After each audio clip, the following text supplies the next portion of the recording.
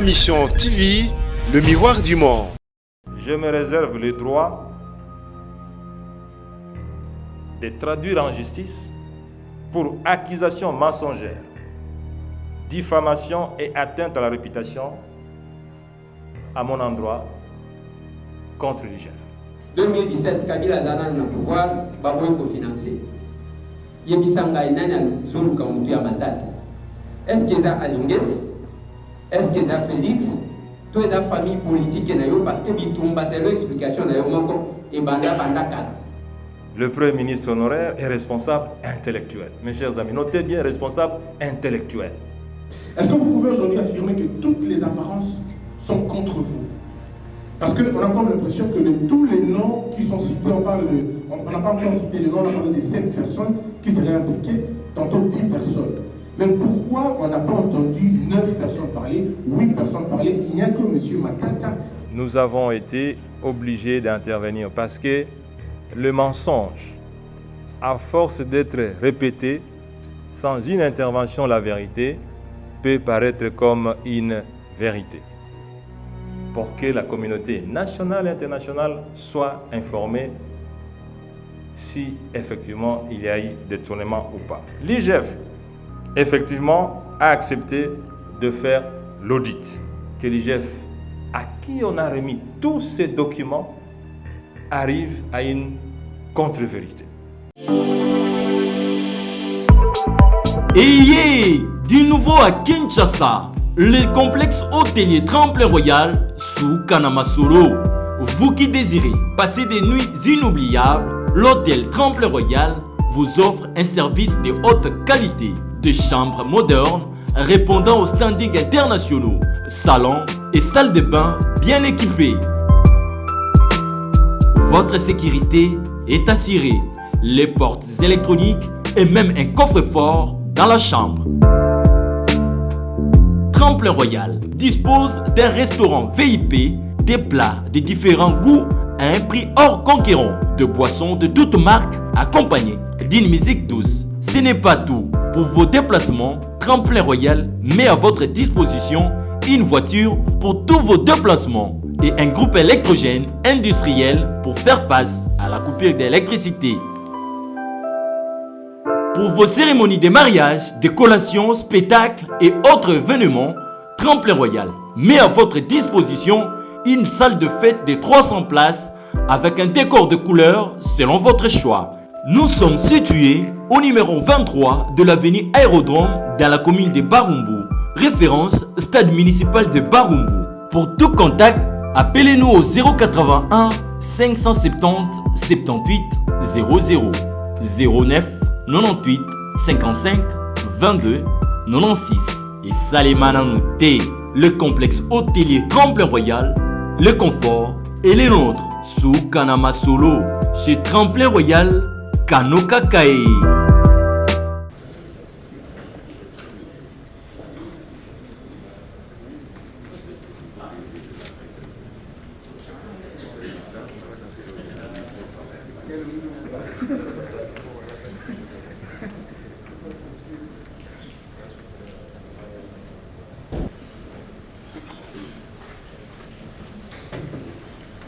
Répondre et s'en suivra une série de questions et réponses. Beaucoup, monsieur le modérateur, chers amis invités, bonjour. Bien, je m'excuse de commencer cette rencontre en retard, mais moi j'étais là bien avant 10 heures. Et voilà, donc pour être conforme au respect des invités, nous avons été là bien avant 10 heures, mais on m'a dit que la plupart des invités étaient bloqués par les embouteillages. Ceci étant, je voudrais vous livrer la quintessence de ma conception de l'affaire Boukangalonzo, parce que depuis que beaucoup ont commencé à parler sur ce projet, je n'ai jamais tenu de point de presse. Je n'ai jamais expliqué par allocution, par présentation, ce que c'est le projet Bukangalonzo, parce que j'estimais que ce n'était pas nécessaire.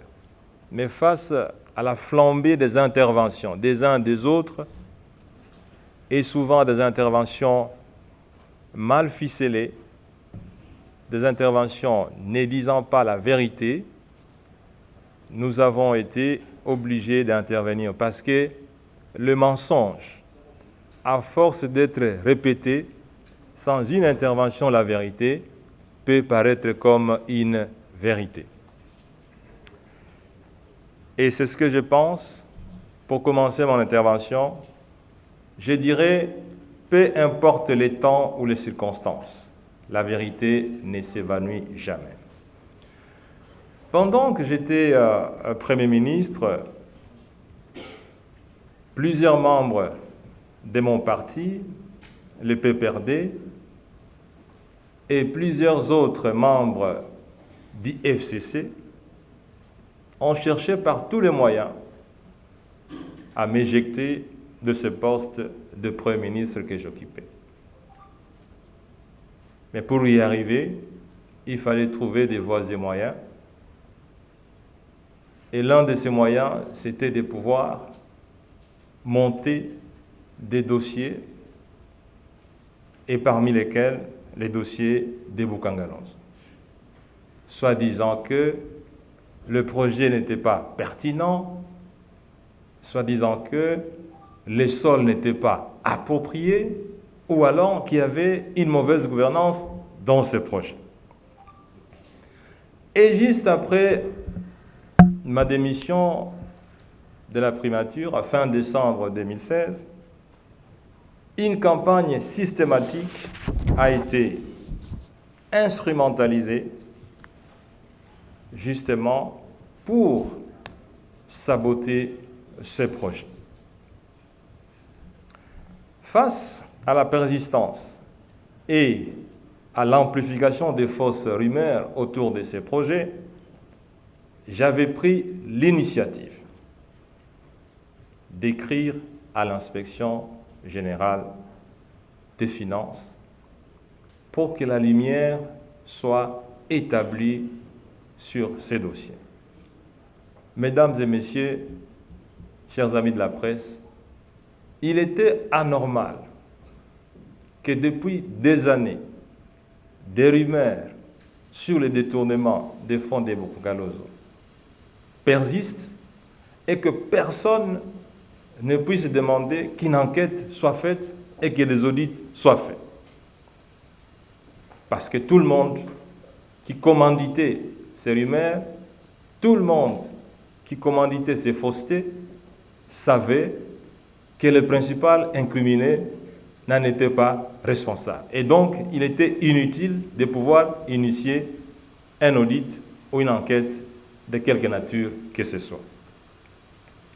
Suite à ma lettre, et pour votre information, dans cette lettre-là, j'ai demandé que l'audit ne soit pas fait uniquement sur le projet des Bukangalonzo, mais que l'audit soit fait sur tous les projets qui ont été exécutés sous ma responsabilité directe ou indirecte depuis 2003, quand j'étais directeur général du BCECO, en passant par le ministère des Finances, parce que j'y ai été ministre, et à la primature, où j'étais Premier ministre. Pourquoi?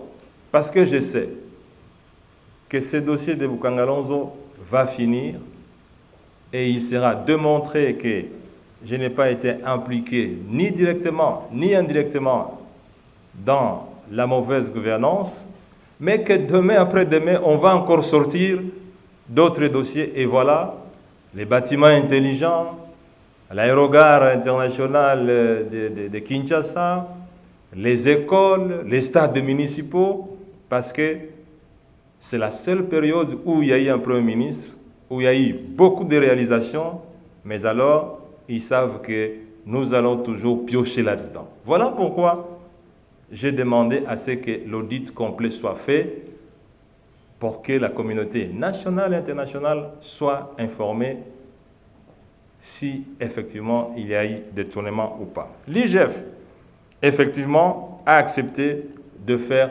l'audit.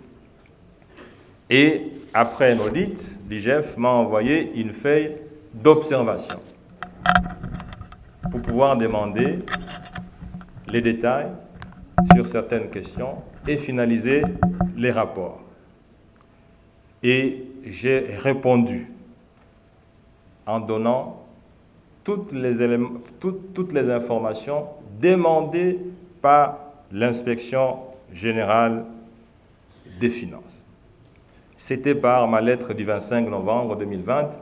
Vous aurez tous ces détails sous pluie qui vous sera remis juste après ce point de presse. Le 3 décembre 2020, l'IGF nous envoie un rapport, une note synthèse du rapport d'audit concernant la partie relative à M. Matata. Je réponds à l'IGF pour dire c'est moi qui ai demandé l'audit sur Bukangalonzo. Conformément aux règles d'usage, vous m'avez envoyé une feuille d'observation pour que je réponde aux interrogations irrélatives. Et j'y ai répondu. La règle internationale en termes d'audit recommande en ce que lorsque le rapport provisoire est établi, qu'on l'envoie à l'audité et que l'audité puisse donner ses avis. Et ceci n'oblige pas l'auditeur à pouvoir absolument prendre en compte les observations de l'audité. Mais, comme vous le savez, nous avons été tous surpris par la presse en voyant les responsables de l'IGF donner le principal conclusion de l'audit à la presse. Moi-même, je l'ai aussi appris par la presse. J'ai demandé par téléphone à l'inspecteur général des finances, M. Gilles Alinguete, qui a eu le plaisir de me prendre au téléphone le même jour. J'ai dit, je viens de suivre par la presse que vous avez envoyé les rapports d'audit à la justice. Mais moi qui ai commandé ces rapports, je n'ai pas reçu des copies. Et il me dira, demain, on vous enverra les rapports. Demain, on vous enverra les rapports. J'ai attendu pendant une semaine, je n'ai pas eu de rapport, en dépit de la confirmation de l'inspecteur général des finances. Et j'ai écrit une lettre pour dire, Monsieur l'inspecteur général des finances, vous nous avez promis les rapports, nous ne l'avons pas reçu, cela fait une semaine, est-ce que vous pouvez nous envoyer ces rapports? En lieu et place du rapport, l'inspecteur général des finances nous enverra une note synthèse du rapport d'audit concernant la partie du Premier ministre honoraire. Je dis bien une note synthèse, parce que vous êtes des professionnels, vous savez ce que c'est la différence entre une note synthèse et le rapport. Curieusement, nous avons vu, toujours par la presse, un communiqué officiel de l'IGF indiquant que l'IGF a envoyé à l'ancien Premier ministre le rapport de la partie le concernant. Vous aurez une copie de cette note synthèse que l'inspecteur général des finances nous a envoyée et il vous reviendra de faire la différence, parce que le français n'est pas notre langue, entre ce que ça veut dire note synthèse du rapport et les rapports. Et ça, je vous laisse à vous, les professionnels. Certains d'entre vous ont certainement fait la section littéraire. Moi, j'ai fait la section commerciale. Donc, je suis mieux outillé pour savoir la différence entre une note synthèse du rapport et le rapport lui-même. J'ai reçu la note synthèse, j'ai écrit à l'inspecteur général des finances pour dire vous m'avez envoyé une note synthèse, et j'ai plutôt demandé les rapports. La réponse, silence radio. Mais pendant ces temps, beaucoup d'interviews sur la presse pour évoquer les questions de détournement. Je pense qu'il était important qu'on puisse réagir, étant donné que, comme je l'ai dit d'emblée, que le mensonge, à force d'être répété, il devient une réalité. Et on comprend d'ailleurs pourquoi, tout au long de cette enquête d'audit, certaines personnes qui échangeaient avec les inspecteurs chargés d'enquêter, ces inspecteurs disaient « Ah, mais vous savez, ce dossier, c'est un dossier politique. » Est-ce que, chers amis de la presse, distingués invités, l'inspection générale des finances a-t-elle une mission d'audit politique? Parce que les inspecteurs, disaient-ils, il s'agit des dossiers politiques. Et vous comprenez pourquoi les conclusions de cet audit sont effectivement politiques. L'intervention, mesdames et messieurs de la presse, consiste à démontrer, sur base de faits, quelles sont les insuffisances techniques de cet audit. Insuffisance numéro 1. Vous aurez, comme je vous l'ai promis, la note synthèse globale de l'IGF. Vous l'aurez. Mais ici, j'essaie de démontrer, point par point, les insuffisances techniques et professionnelles de ces conclusions. L'IGF affirme qu'il n'existe pas d'étude de faisabilité proprement dite sur le parc agronomique de Bukanganos. Il est très étonnant, mes chers amis, que l'IGF, à qui on a remis tous ces documents, arrive à une contre-vérité. D'abord, je voudrais partager avec vous, je sais que vous le savez bien, quelle est la définition d'une étude de faisabilité. Une étude de faisabilité dans la gestion du projet dénote une étude ou une série d'études dont l'objet principal est de vérifier que le projet à mettre en œuvre serait techniquement faisable et économiquement viable. En général, une étude de faisabilité comprend les principaux volets suivants: études techniques, études commerciales, études économiques, études juridiques et études d'organisation. Mesdames et messieurs de la presse, voilà devant vous 7 études qui ont été faites pour préparer le parc de Bukangalo. 7. Je vous fais grâce des autres études, mais je vous signale qu'il y a 2 études principales, parce qu'il s'agit d'un projet agricole. L'étude principale, c'est l'étude des sols. Et l'étude suivante, c'est l'étude financière. Si vous regardez très bien, vous allez voir au point 2 l'analyse détaillée du sol. Et c'est la première fois dans l'histoire de ce pays qu'une telle analyse a été faite. La première fois. Et quand vous regardez au point 4, il y a l'analyse financière qui a été faite par KPMG. Mais, comme vous l'avez vu, le GF dit qu'il n'y a pas eu d'étude sur ce projet. Donc, il advient que la conclusion, d'après laquelle la conception du projet de Bukangalonzo était bâclée, semble être d'une part une accusation fausse, précipitée et sans fondement, et d'autre part un argument alimenté par un raccourci avec des mobiles externes au dossier. Et donc, c'est une conclusion politique face à une vérité technique irréfutable. Insuffisance numéro 2. Le non-respect des procédures relatives à la passation des marchés publics qui seraient à la base de toutes les difficultés dans la programmation et la réalisation de ces projets. Ici encore, mesdames et messieurs, distinguez la presse. L'IGF répond des propos que l'on diffuse régulièrement dans les réseaux sociaux. Mais il faut considérer certains faits importants ci-après. Le principe de gré à gré que nous avons utilisé pour recruter l'entreprise était justifié par le fait suivant. 1.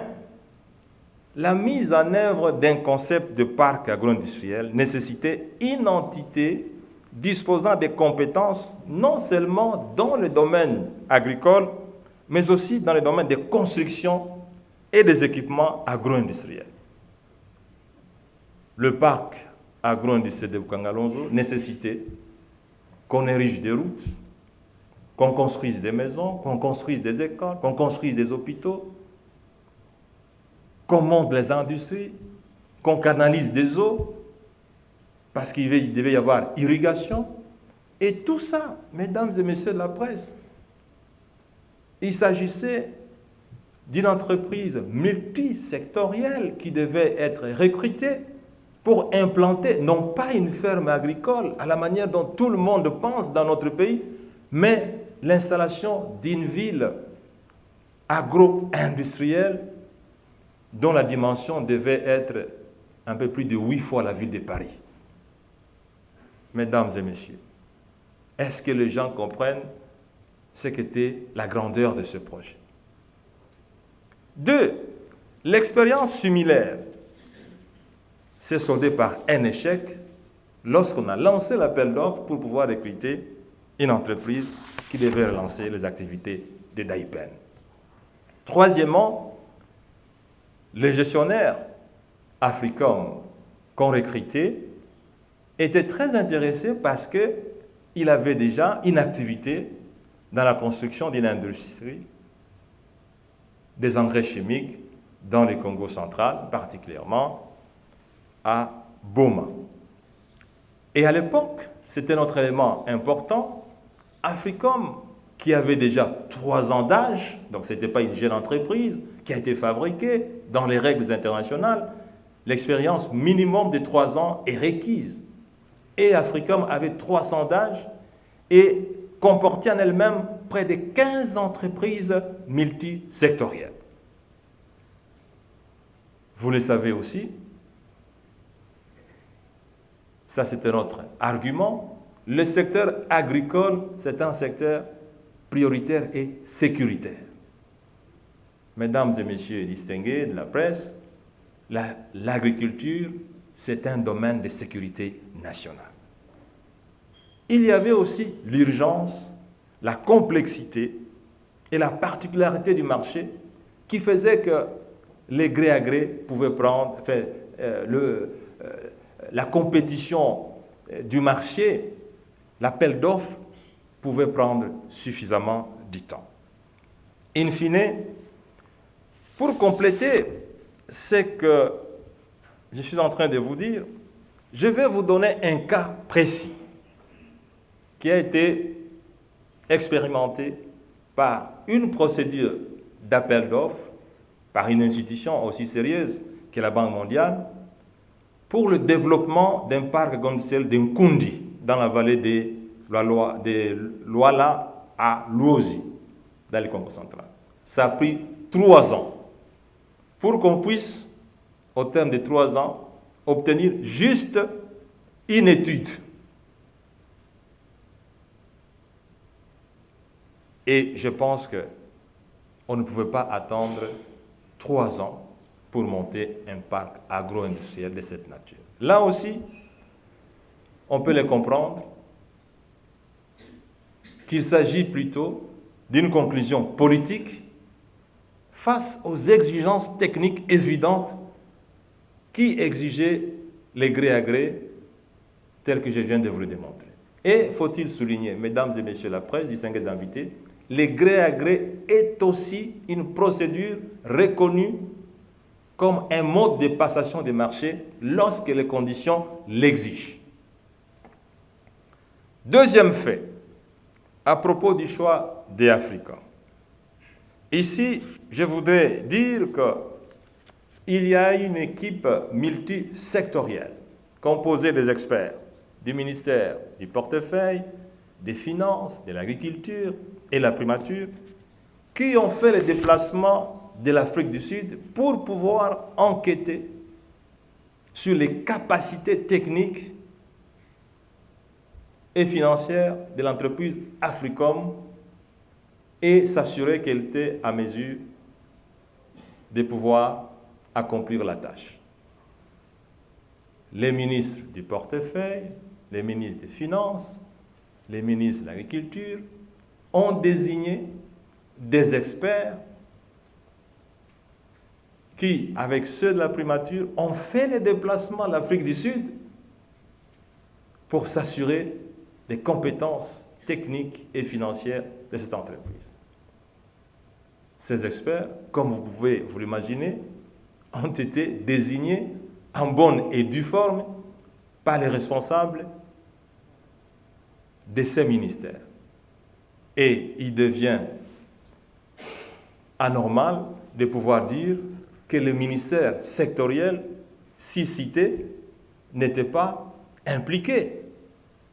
Parce que personne ne peut désigner un expert sans avoir été informé de la pertinence du projet.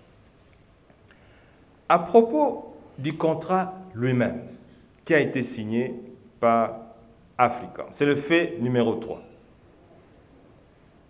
Nous avons demandé à ce qu'Africom soit recruté pour effectivement des raisons d'efficacité,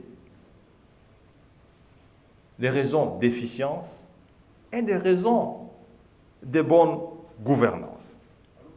Et l'Africom a signé un contrat à bonne et due forme. Et il était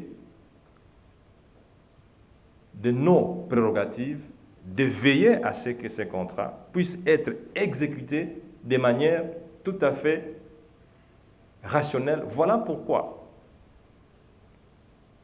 nous avons demandé à ce qu'un audit externe soit fait afin que les comptes de gestion financière de ce projet soient conformes à la bonne gouvernance. C'est depuis 2014 que par mon instruction personnelle, le processus de recrutement d'un cabinet international, en l'occurrence Ernst Young, le processus a été lancé et Ernst Young a été recruté en 2014 au cours de la même année que le projet a été lancé. Aujourd'hui, mesdames et messieurs de la presse, vous pouvez me donner raison pourquoi je n'ai pas recouru à une structure publique.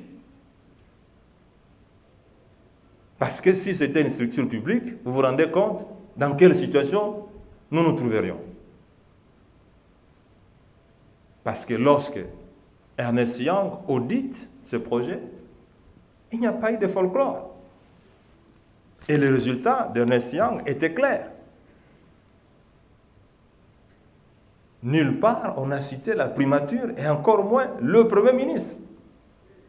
Peut-on dire que l'inspection générale des finances est mieux outillée qu'une structure comme KPMG qui fait partie des 5 grandes entreprises d'audit internationales?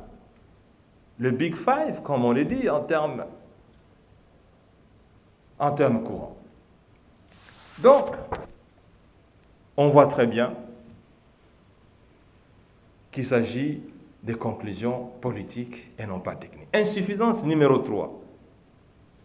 Le Premier ministre honoraire est responsable intellectuel. Mes chers amis, notez bien responsable intellectuel.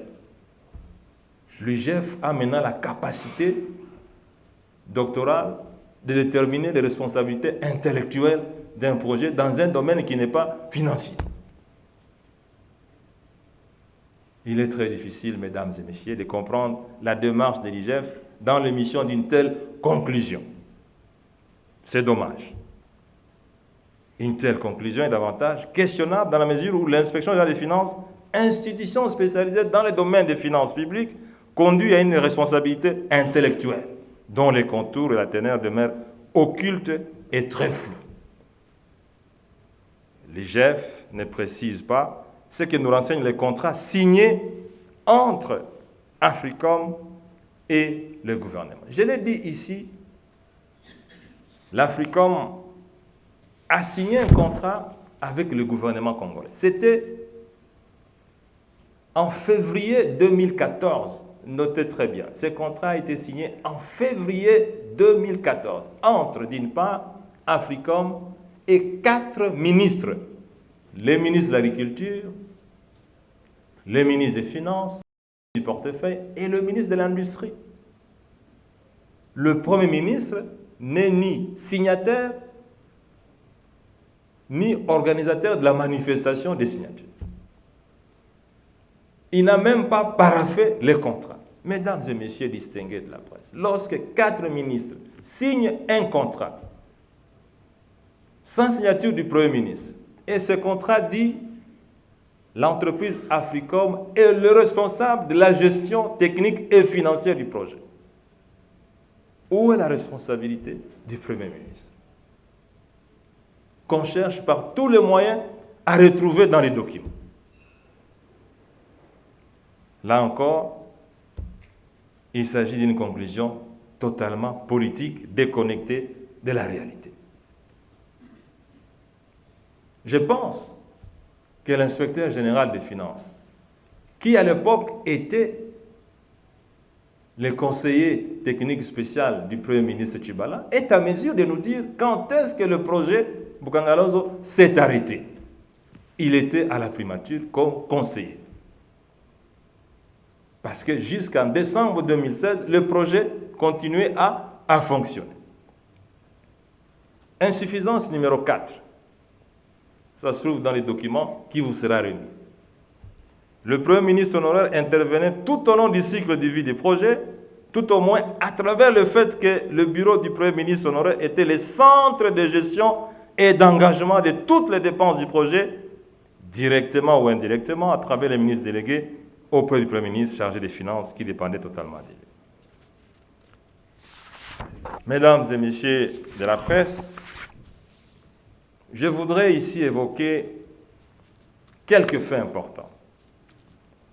Le projet a été lancé en juillet 2014 et 5 mois après, le ministre des Finances, qui était ministre des Finances délégué, est parti. Il y a eu remaniement, le ministre des Finances délégué est parti. En 2015, en 2016, il y avait un ministre des Finances full. Et les dépenses qui étaient exécutées par le ministre des Finances délégué représentent 30% des dépenses jusqu'à fin décembre 2016. Quelle est la cohérence de cet argumentaire?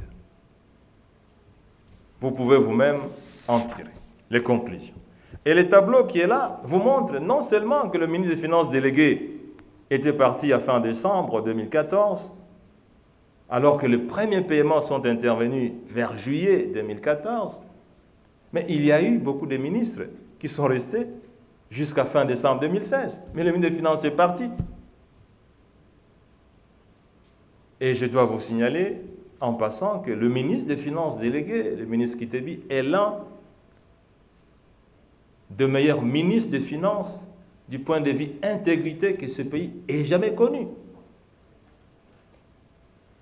Quand il quitte les fonctions en décembre 2014, le Fonds monétaire international me pose la question, pourquoi vous pouvez faire partir un tel ministre aussi compétent, aussi intègre? Je réponds au Fonds monétaire international que ce n'est pas de ma compétence de nommer ou de faire partir un ministre. Je peux proposer. Fait numéro 2.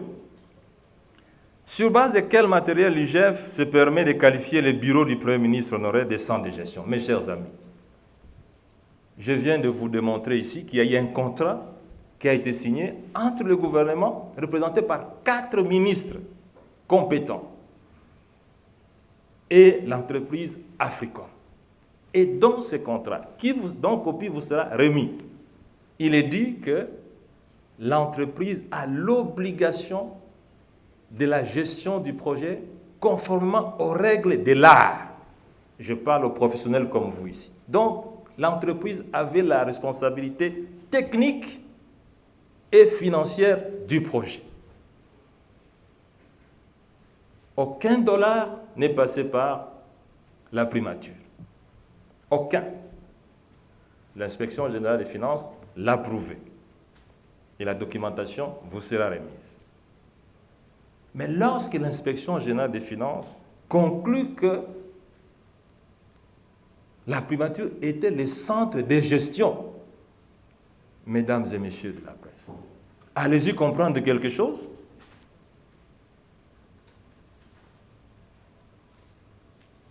L'inspection générale des finances dit aussi que la primature était le centre d'ordonnancement.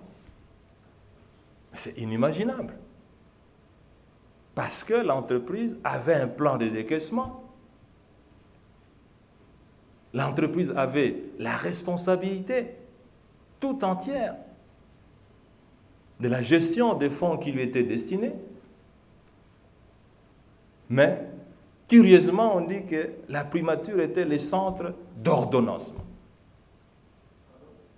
Si il y a eu, pour une raison ou une autre, quelques dépenses que nous avons rappelées au ministre des Finances qui étaient urgentes et qui ne pouvaient même pas représenter plus de 5%,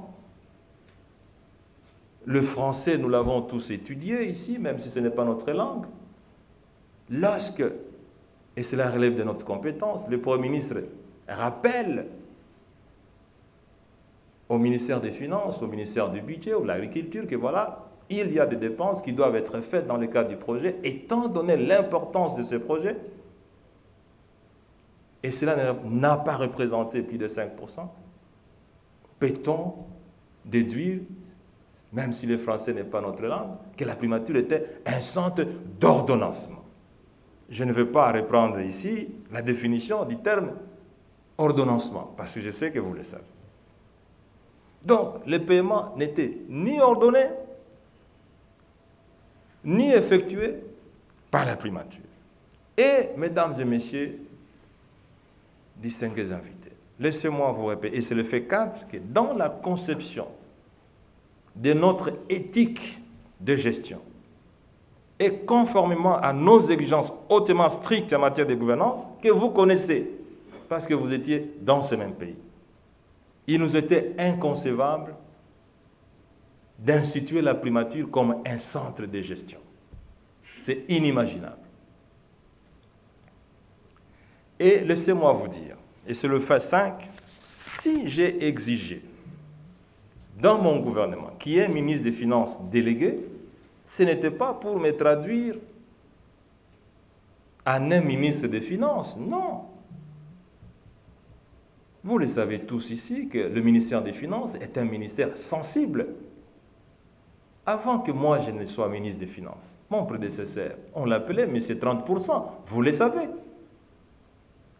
Le jour que moi, j'ai été nommé ministre des Finances, RFI a dit que M. 30% vient d'être débarqué au profit du ministre des Finances Matata. Vous le savez. Et vous le savez très bien que ce ministère que j'ai géré pendant 26 mois, c'est la seule année où le ministère des Finances, disons la seule période où le ministère des Finances a réalisé des performances exceptionnelles.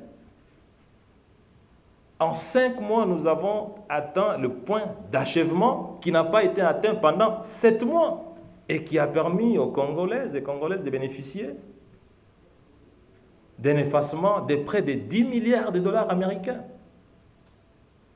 Le point d'achèvement qui était appelé par les députés comme un serpent de mer qui ne pouvait pas être attrapé pendant 7 ans et que nous avons attrapé en 6 mois.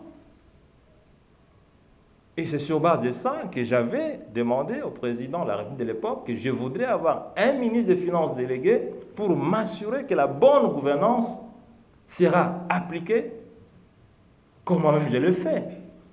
Mais je ne savais pas que les conseillers, enfin, que le ministre des Finances pourrait être un de mes conseillers. Et cela a été, et je vous l'ai dit, c'était le ministre des Finances Kitebi, l'un des meilleurs ministres des Finances que ce pays ait jamais connu, jusqu'à aujourd'hui.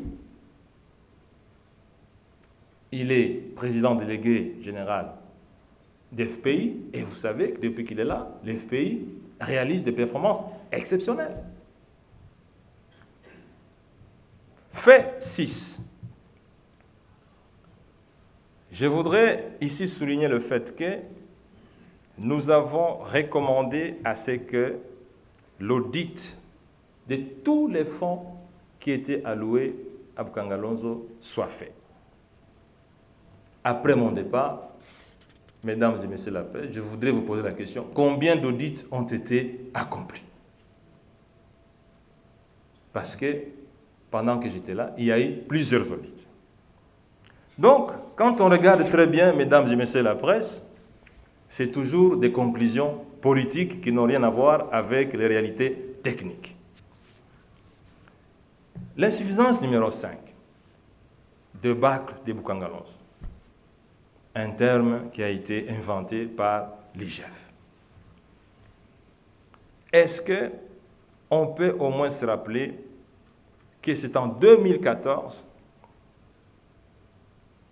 vers juillet 2014, que le premier paiement commence à se réaliser dans le projet de Bukangalonzo.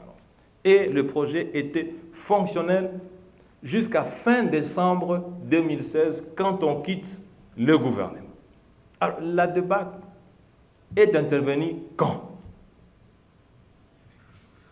Est-ce que quand le projet fonctionnait ou quand le projet ne fonctionnait plus? Je sais que le français n'est pas notre langue maternelle. Mais on peut quand même se poser la question, quand est-ce que le projet a connu l'interruption? Selon l'enquête qui a été menée de manière indépendante par 4 journalistes professionnels, que vous connaissez parce qu'ils sont vos collègues, même s'ils ont été très critiqués par l'inspection générale des finances, le seul pays où les droits de contre-vérité n'existent pas, de contre-expertise n'existent pas. Ces 4 journalistes disent que débâcle, s'il y a eu, c'est à partir de janvier 2017, et cela est caractérisé par l'arrêt total des financements destinés à ce projet de Bukangalonzo. Et pour eux, il faut demander au ministre des Finances de l'époque, Yves Moulang, pourquoi est-ce que le financement de ce projet a été arrêté, parce que c'est là l'origine des débâcles de ce projet. Est-ce le ministre des Finances lui-même qui a décidé d'arrêter ce projet d'un intérêt national supérieur? Est-ce le ministre de l'Agriculture de l'époque qui lui a demandé d'arrêter ce projet? Est-ce le Premier ministre de l'époque qui lui a demandé d'arrêter l'exécution de ce projet? Ou alors, Son Excellence, Monsieur le Président de la République de l'époque? Mais en tout cas, mesdames et messieurs de la presse, jusqu'à fin décembre 2016, toutes les institutions de gestion de ce projet fonctionnaient à la normale. La production fonctionnait à la normale. Le financement s'est réalisé à la normale. Janvier 2017, février, après le départ du Premier ministre Matata, tout s'arrête. Et les journalistes qui ont été sur le terrain disent qu'ils ont trouvé de centaines, s'il vous plaît, de centaines de conteneurs fermés et non ouverts. Donc l'instruction était, dès qu'il part, vous arrêtez tout. Et nous allons dire que c'est lui le responsable. Avant notre départ, il y a une série de réalisations qui peut être défilée devant vous pour voir que le projet a fonctionné. Dans cette ville de Kinshasa, les gens ont bénéficié des produits de Bukangalonzo. Je pense que l'inspecteur général des finances actuel, qui était effectivement conseiller du premier Tshibala, est à mesure d'éclairer la presse sur cette question. L'insuffisance numéro 6. La fameuse note de synthèse du rapport dit qu'il y a une société écran par laquelle certaines personnes ou certaines autorités se faisaient rémunérer. Moi, je pense que sur cette question, c'est plus facile. S'il y a une société écran, l'IGF n'a qu'à dire de quelle société s'agit-il. S'il y a eu un compte secret par lequel les fonds publics étaient canalisés et logés, mesdames et messieurs de la presse, je crois que les domaines des finances publiques, c'est le domaine le plus traçable possible. Il est important que l'IGF nous dise qui a ouvert ce compte. Qui a ouvert ce compte? Parce qu'on n'ouvre pas un compte comme on va dans un marché. Quand on est dans une banque, il y a des formulaires qu'on doit remplir pour ouvrir un compte. Deuxièmement, une fois qu'on a ouvert le compte, il doit y avoir un propriétaire de ce compte. Troisièmement, il doit y avoir la signature de décaissement des fonds ou de transfert des fonds. Et enfin, les bénéficiaires. Mesdames et messieurs de la presse, pouvez-vous aussi demander à l'inspecteur général des finances de venir faire un point de presse dont l'objectif sera principalement de vous donner le fameux numéro de compte, les montants qui y a séjourné et les débits au profit de qui? Je crois que la conférence de presse pourrait être courte, même de 3-4 minutes, parce que l'information sera donnée. C'est dont le peuple congolais a besoin de savoir. Ce compte-là, quel est le numéro de ce compte? Et c'est un numéro de 2 chiffres, de 4 chiffres ou de 10 chiffres. Et dans quelle banque? Et il ne s'agit pas d'amener... Interpol se trouve ici à Kinshasa. L'IGF dépend de la présidence de la République. On n'a qu'à demander à Interpol de donner tous les mouvements du compte dont le numéro aura été donné par l'IGF. C'est si facile. Ça ne nécessite pas une conférence de presse pour dire, voilà, les fonds ont été détournés. Non. Il s'agit de donner le numéro du compte, les montants qui y sont séjournés et qui en sont les bénéficiaires. Insuffisance numéro 6, mesdames et messieurs la presse. Surfacturation. 7, voilà. Surfacturation.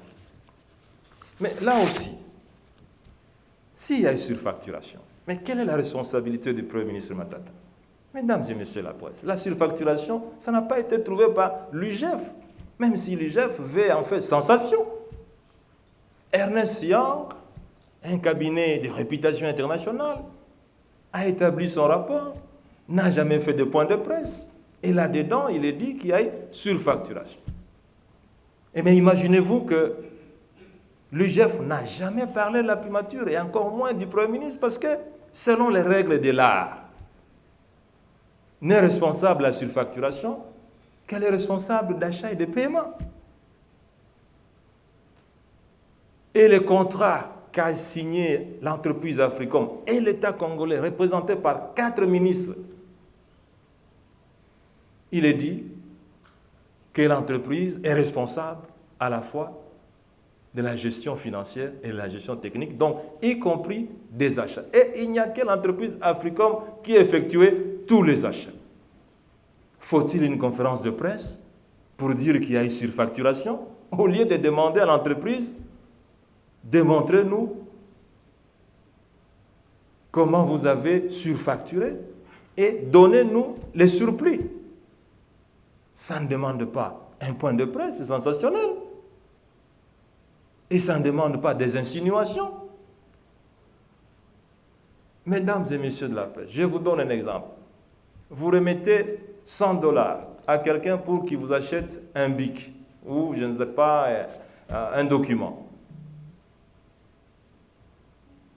Ce document coûtait $50. Lui, il vous présente la facture de $100. Mais en quoi vous qui avez donné $100, vous êtes responsable? C'est quand même de la folie qu'on vienne dire que vous qui avez donné $100, vous avez surfacturé. Alors que la personne qui a acheté, on ne veut même pas parler d'elle. l'entreprise Africom, s'il y a surfacturation, mais elle est la seule responsable de la surfacturation. Et le gouvernement congolais n'a qu'à demander à l'entreprise Africom, pourquoi avez-vous surfacturé?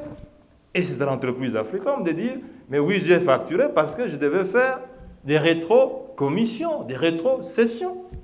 Et les personnes à qui elle a remis ces fonds devront se justifier. Et donc, quand on regarde bien ces conclusions, on comprend qu'à tout prix, chaque démarche de l'IGF a comme objectif d'atterrir sur la primature. C'est le seul aéroport qu'on a trouvé dans ce processus d'audit à l'IGF. Même en cas de catastrophe, il faut toujours atterrir à la primature. Comme on peut le constater, c'est une conclusion toujours politique. Insuffisance numéro 8. Les ministres de l'Industrie et celui des Affaires foncières, représentant les ministères de l'Agriculture et du Développement rural, ont indiqué qu'ils ont été appelés à signer la dite convention sans en connaître les tenants et les aboutissants. Mes chers amis, entre nous, lorsqu'on se réfère au niveau élevé d'éthique et de gouvernance qui ont caractérisé la gestion de mon gouvernement, pouvez-vous imaginer qu'on pouvait appeler un ministre à la primature pour lui présenter un document qui peut être signé sans qu'il en sache le contenu? Pouvez-vous imaginer? Y a-t-il un ministre qui est à mesure de témoigner que dans ce gouvernement que nous avons géré, le ministre n'était pas respecté? Et d'ailleurs, l'occasion faisant le larron, il y a des ministres qui sont ici, dans cette salle,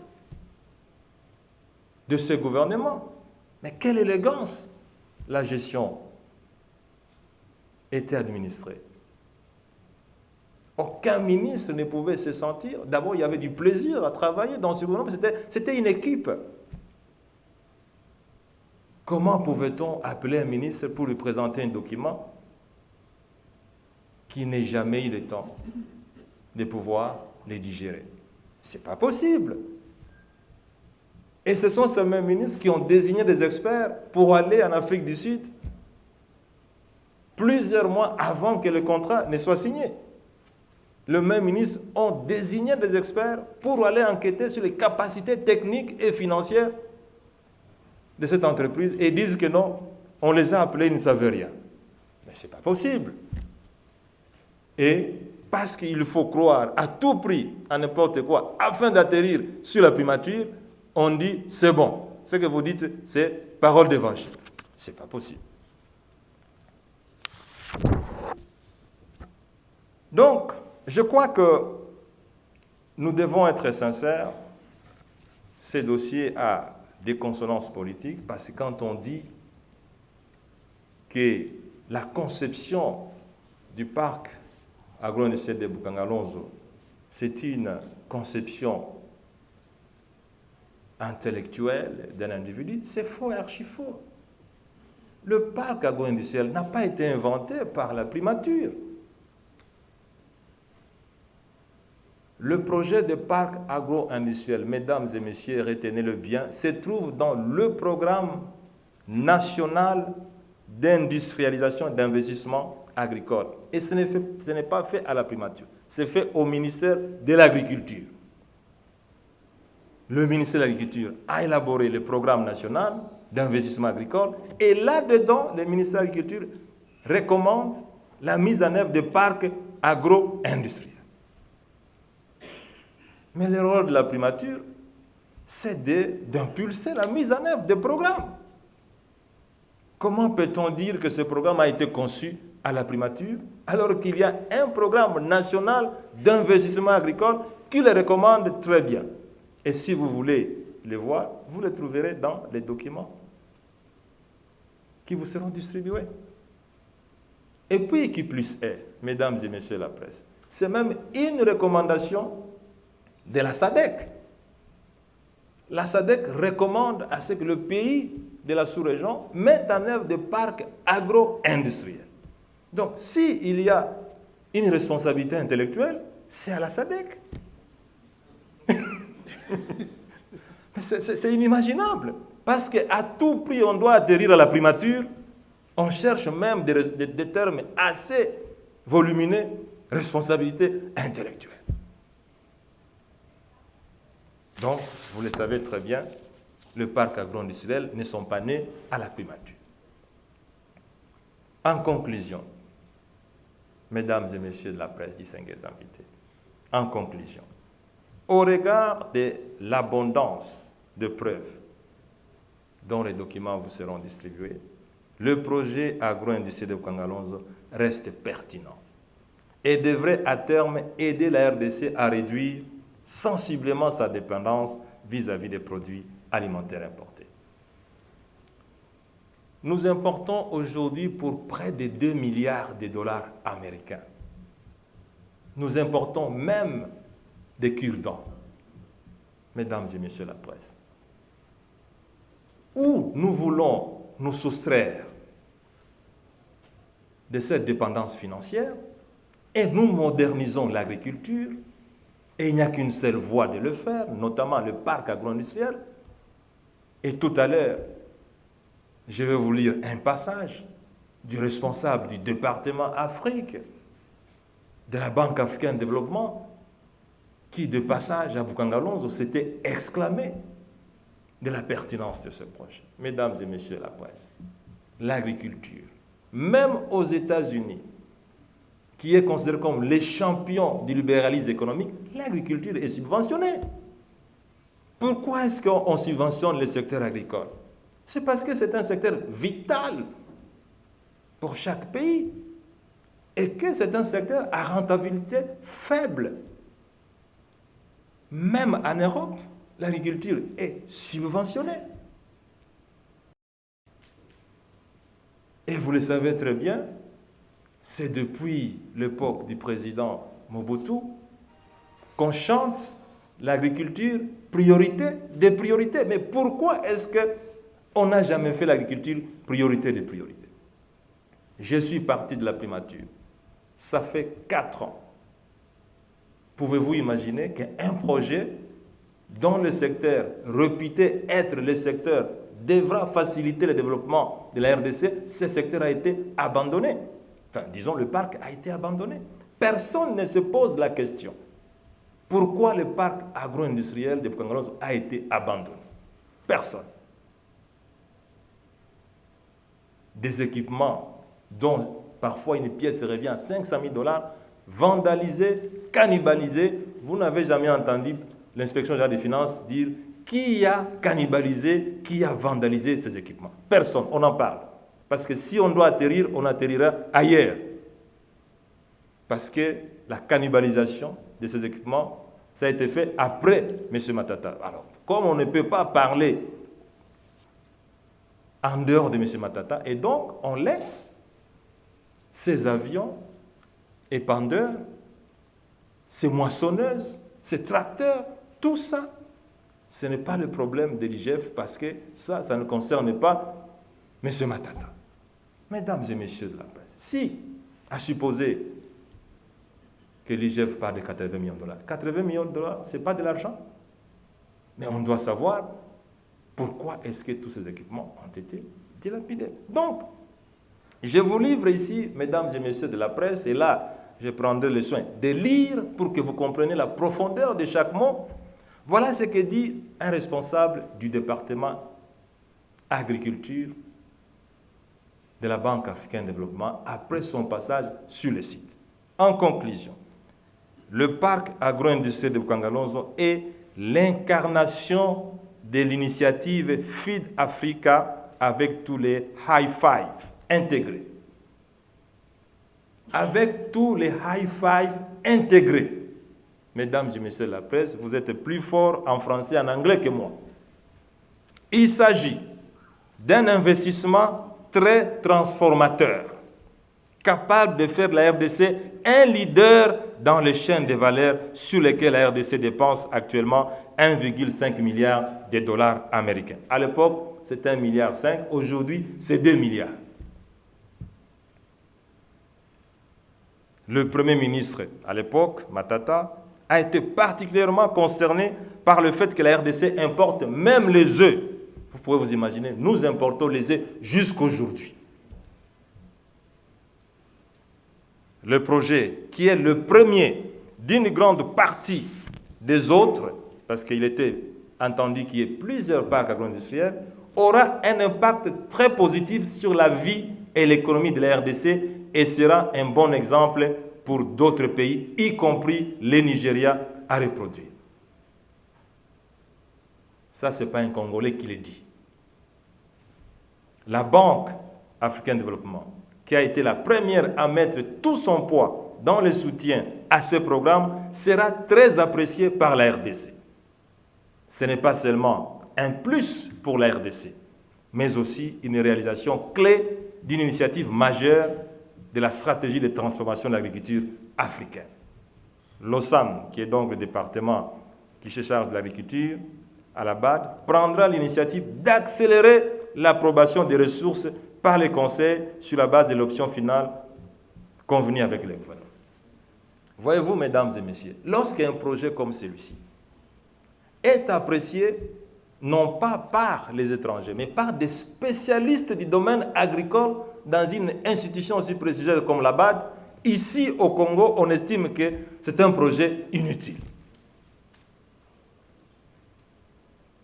Vous pensez vraiment, mesdames et messieurs de la presse, que les responsables du département Afrique sont moins compétents pour apprécier la valeur et la pertinence de ce projet que l'IGF? Vous êtes sûr?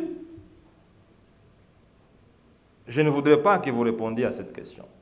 Mais moi, M. Matata, encore en fonction, j'ai été sur place à Bukangalonzo avec des hauts responsables des institutions comme la Banque mondiale, la Banque africaine de développement, qui ont dit: mais M. Matata, vous savez que ce projet devra être copié par plusieurs pays africains. Et au moment où je vous parle, nous sommes même consultants pour d'autres pays africains qui ont copié le parc agro-industriel de Bukangalonzo. Pouvez-vous vous imaginer cela? Deuxième élément de conclusion. La localisation du parc de Bukangalonzo reste pertinente jusqu'aujourd'hui. Et cela a été validé par des experts. Troisième élément de conclusion. Contrairement aux affirmations sensationnelles de l'IGF, le projet de parc agro-industriel de Bukangalonzo a été bel et bien planifié et a bénéficié des études réalisées par des institutions spécialisées. La primature n'a jamais fait une étude sur le parc agro-industriel de Bukangalonzo. Donc c'est difficile de dire que la primature a la responsabilité intellectuelle. Toutes les 7 études ont été faites par des grands professionnels. 4 éléments. La fameuse responsabilité intellectuelle du Premier ministre honoraire que je suis n'est pas fondée. Lui, l'inspecteur général des finances, ancien conseiller spécial de Tchibala, est en mesure de dire qui est le responsable des débâcle de ce projet. Parce que le débâcle a eu lieu après mon départ de la primature. Quand on parle aussi de la responsabilité indirecte, mesdames et messieurs, cette responsabilité indirecte n'existe pas. Si le ministre des Finances, délégué soit-il, est responsable, il est responsable. Parce qu'on doit absolument citer M. Matata, on doit dire responsabilité indirecte. Mais la responsabilité directe elle-même n'existe pas. Le ministre des Finances est l'un des ministres intègres que j'ai connus dans ce pays. Il s'agit du ministre Kitebu Kibol Mvoul. Les gré à gré, comme je l'ai dit, étaient aussi justifiés. Le bureau du Premier ministre Matata n'était ni un centre d'engagement, ni un centre de gestion. Et s'il existe un compte secret, je l'ai dit, je vous propose d'inviter l'inspecteur général des finances pour une conférence même de 10 minutes. La seule question que vous lui poserez, donnez-nous le numéro du compte écran dans lequel transitaient les fonds décaissés. Qui était le responsable du compte et qui en étaient les bénéficiaires. Et la conférence peut se terminer. En conclusion, À la lumière des éléments, il est nettement évident que la démarche de l'IGF est plutôt politique et politicienne. L'ensemble de ces accusations et les propos tenus dans ces différentes sorties médiatiques ne cadrent pas avec la vérité des faits et moins encore avec l'état de droit prôné par l'actuel président de la République, Antoine Félix Tshisekedi. Quant à moi, je peux affirmer, c'est peut-être ça que vous vouliez entendre, que je n'ai détourné aucun dollar américain de ce projet, ni de près, ni de loin, ni directement, ni indirectement. Et j'attends, parce que je n'ai pas encore vu, le meilleur inspecteur des finances ou le meilleur enquêteur, qu'il soit des finances ou privé, pour démontrer le détournement d'1 dollar américain de ce projet par le Premier ministre Matata. Mais en tout cas, les inspecteurs des finances n'y sont pas arrivés parce qu'ils sont partis par des développements intellectuels, indirects, qui n'ont rien à voir avec ce que le peuple congolais attend. De ce qui précède, mesdames et messieurs de la presse, je me réserve le droit de traduire en justice pour accusation mensongère, diffamation et atteinte à la réputation à mon endroit contre l'IGF. Je vous remercie pour votre meilleure attention. Et la responsabilité directe de l'échec de ces projets Bukangalozo. La deuxième petite question, pensez-vous aujourd'hui être blanc comme neige dans l'échec de ces projets, car selon votre conclusion, vous l'avez dit, vous n'avez détourné aucun dollar de ces projets. Et la dernière, êtes-vous aujourd'hui prêt à affronter la justice pour répondre à la justice par rapport à cette débâcle? Parce que l'IGF vous a même demandé de rester sans le procès dont a parlé l'IGF pour expliquer tout ce que vous venez de dire ici. Ça, c'est une première question. Une deuxième, est-ce qu'on peut savoir pourquoi l'ancien ministre quittait le ministère des Finances?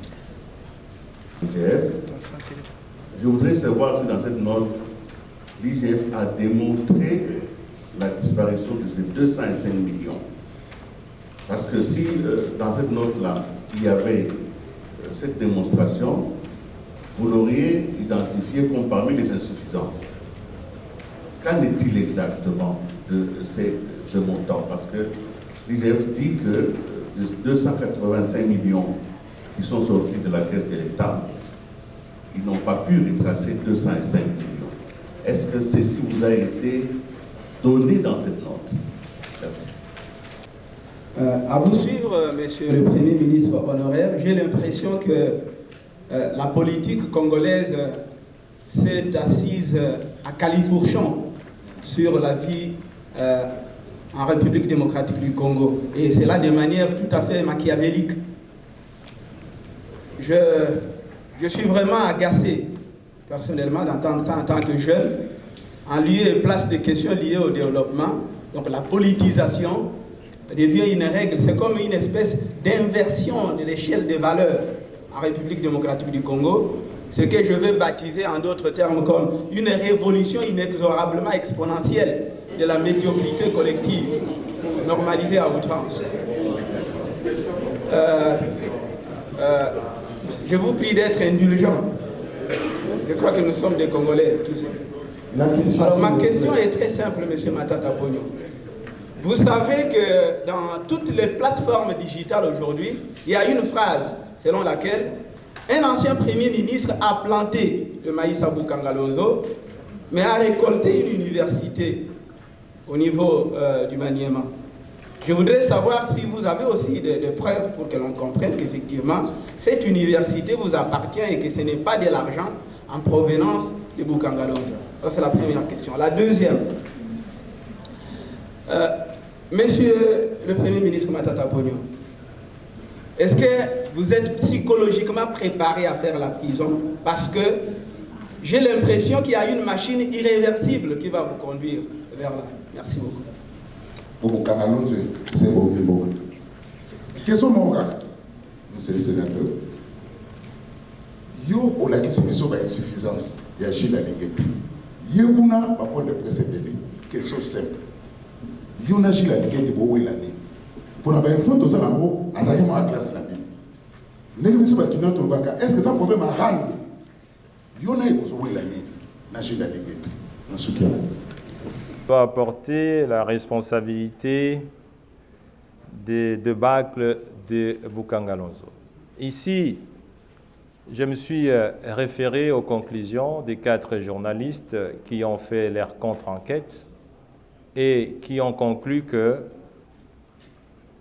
la faillite de ce projet commence après le départ du Premier ministre Matata. Et donc, la responsabilité est à chercher soit dans le ministère des Finances, donc au niveau du ministre des Finances, soit au niveau du ministre de l'Agriculture, soit au niveau du Premier ministre de l'époque, soit au niveau du président de l'époque. Donc, il faut qu'on sache qui a demandé qu'on arrête le financement du projet de Bukangalonzo.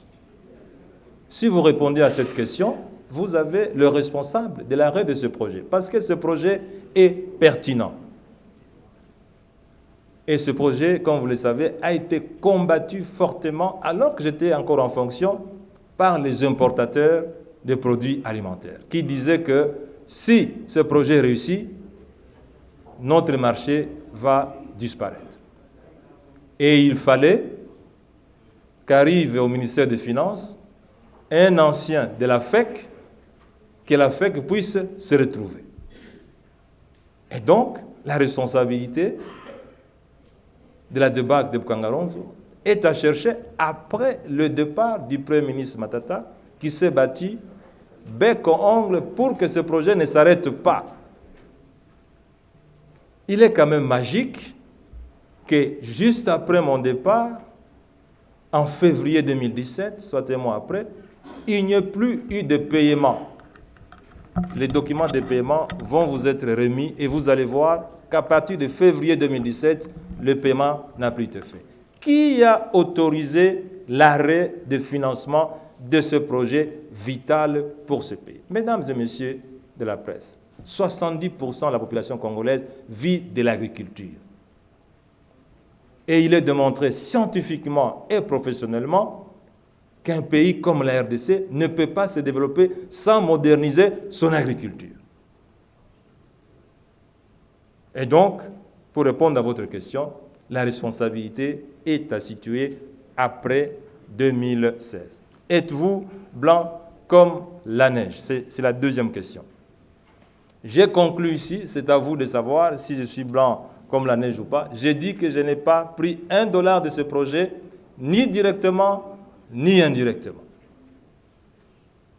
Et j'ai invité le meilleur inspecteur des finances qui puisse exister dans ce pays à démontrer le contraire. Parce que je n'ai pas foi à ceux-là qui ont enquêté et dont l'avion d'audit n'avait qu'une seule piste d'atterrissage, même en atterrissage forcé. Êtes-vous prêt à affronter la justice? Mais l'inspecteur général des finances a dit qu'il a traduit les dossiers en justice. Mais je suis encore dans ce pays. Pourquoi est-ce qu'on doit avoir peur de la justice? Parce que nous sommes dans un état de droit.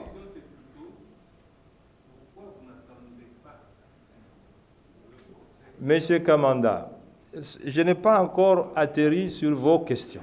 Hein? Ne soyez pas agité comme l'inspecteur général des finances. Oui. Hein? Je suis en train de répondre au premier intervenant. J'espère que vous tous vous avez compris. Mais comment est-ce que lui qui est à la deuxième série soit ainsi agité? Non, on va répondre à votre question, monsieur Kamanda. Soyez calme. Donc voilà, pour répondre à votre question, messieurs les journalistes, je n'ai pas peur de la justice parce que, pour la première fois, il sera démontré dans ce pays qu'il y a eu un directeur général du BESECO qui a géré près de 3 milliards de dollars américains et qui n'a pas détourné aucun dollar pendant 7 ans. Et qui sera aussi démontré qu'il y a eu un ministre des Finances pendant 26 mois qui a géré des milliards et des milliards du compte du Trésor et qui n'a pas détourné un dollar. Et qu'enfin, il sera démontré que dans ce projet d'Ebukanga-Lonzo, il y a eu un Premier ministre qui n'était pas gestionnaire du projet, mais qu'on a voulu incriminer pour des raisons politiques comme étant le gestionnaire. Parce que tout au long de ce point de presse, je vous ai démontré que je n'étais lié ni directement ni indirectement à la gestion de ce projet. Un cabinet comme Ernst Young, lorsqu'il auditait, n'a même pas trouvé utile de m'interroger. Parce que, selon les règles de l'art, on ne peut pas interroger quelqu'un qui n'était pas impliqué dans la gestion. Et qu'il n'y a que dans ces pays où on peut aller interroger quelqu'un qui n'était pas impliqué dans la gestion et qu'on puisse les culpabiliser. Monsieur Kamanda, cela me permet d'entrer dans le jeu de vos questions. Moi, j'aurais cru comprendre que vous avez trouvé la réponse à votre question. Parce que, je l'ai dit d'entrée de jeu, je ne suis jamais intervenu sur ce projet. Je n'ai jamais organisé un point de presse sur ce projet. Parce que j'estime qu'il n'était pas de mon devoir de le faire. Mais vous avez vu combien de fois l'inspection générale des finances est intervenue. Est-ce que c'est le rôle de l'inspection générale des finances de faire le point de presse sur les conclusions de son rapport? Dans d'autres pays, on appelle des institutions comme l'IGF la grande muette.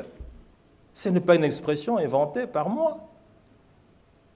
Lorsque tout au long des journées, pour répondre à l'instrumentalisation politique des opérateurs politiques qui veulent à tout prix trouver l'époux dans le chevet de M. Matata, et que vous, Inspection générale des finances, finalement, vous êtes instrumentalisé, comment voulez-vous que je ne réagisse pas?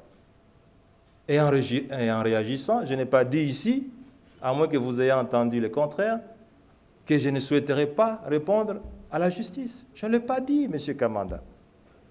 Je ne l'ai pas dit. Mais si je suis intervenu, c'est pour répondre aux interventions intempestives de l'inspection générale des finances. Et je l'ai dit, le mensonge, à force d'être répété, devient une réalité. Comment vous pouvez concevoir que dans un projet, ceux qui ont géré le projet, on ne les cite pas? On cite toujours une personne.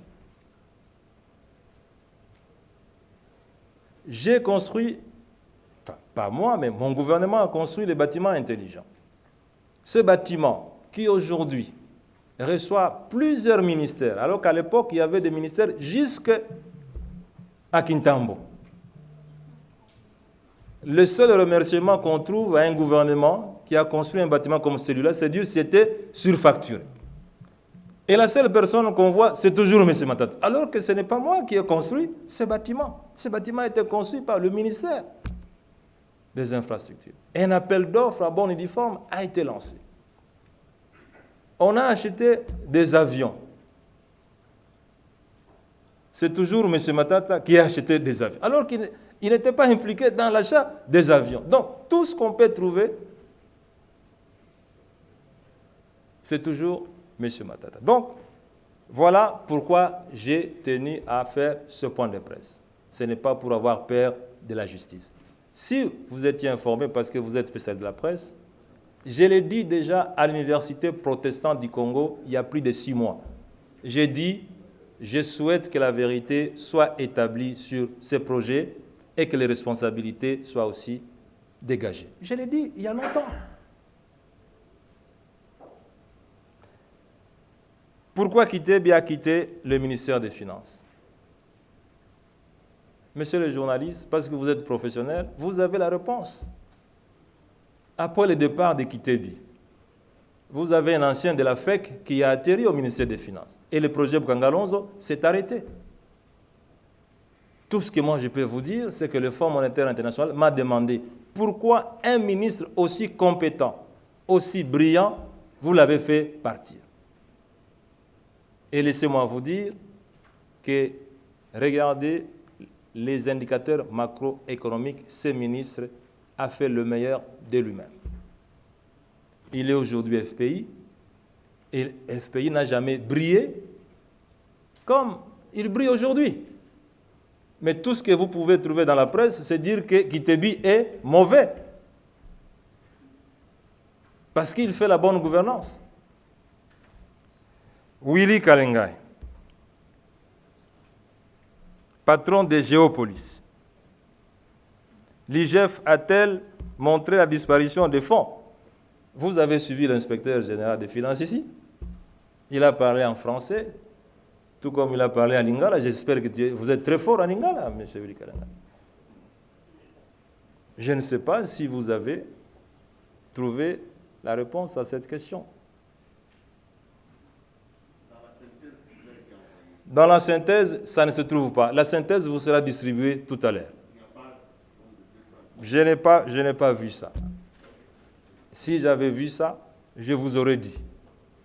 Et d'ailleurs, dans ma recommandation, j'ai dit c'est une trouvaille, parce qu'en dehors de la question des surfacturations, qu'Ernest Young avait déjà trouvé, la seule trouvaille de l'IGF, c'est dire qu'il existe un compte dans lequel coulait l'argent du trésor public et à partir desquels les Congolais se partageaient. Mais je pense, comme je l'ai dit, c'est un point de presse de 5 minutes où l'inspecteur général des finances vous donne le numéro du compte, le montant qui a transité et qui en était le bénéficiaire. Anissé. Anissé semble être parmi les journalistes qui ont un niveau élevé de philosophie politique.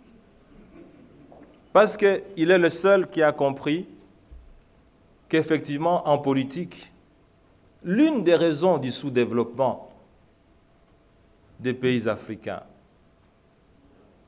c'est la suprématie de la médiocrité. Et que tous ceux qui osent faire la méritocratie, on doit les combattre par quelque moyen que ce soit. Comment pouvez-vous imaginer dans un pays où les règles de bonne gouvernance ont produit des effets positifs pendant près de 5 ans? Mesdames et messieurs, distingués invités, ça fait 5 ans que j'ai quitté la primature. On a dit oui, M. Matata n'a pas construit 1000 écoles. Il en a construit 780. Mais ça fait 4 ans. A-t-on construit 100 écoles? Personne n'en parle. Oh, il a acheté 4 avions, c'était des avions d'occasion. Mais combien d'avions a-t-on acheté d'occasion après 4 ans? Personne n'en parle. Oh, il a construit une petite aérogare modulaire et tout ça, ainsi de suite. Mais la grande aérogare, ça fait 6 ans que cette aérogare a été construite. Personne n'en parle. On a acheté des locomotives neuves pour la SNCC. Pour la première fois depuis 1974. Et depuis lors, on n'a plus acheté de locomotives. Mais personne n'en parle. Et Yanissé est le seul à avoir compris la clé des philosophies politiques du sous-développement des pays du tiers-monde, où seuls ceux qui sont médiocres sont applaudis, sont accompagnés, et ceux qui tentent d'apprêter les chemins de la bonne gouvernance, de la méritocratie, sont critiqués. Monsieur Anissé, peut-être que vous serez diplômé. Et à ce moment-là, vous nous inviterez pour célébrer votre graduation. Je voulais vous dire, s'agissant de l'université Mapouane, j'étais à Kindu il y a moins d'une semaine. Et j'ai visité cette université, j'ai fait visiter cette université aux évêques et archevêques catholiques qui étaient de passage à Kindu. Mais ça n'y est. Laissez-moi vous dire l'appréciation de ces hommes, de ces princes de l'Église, élevés intellectuellement, comme vous le savez, sur ce projet.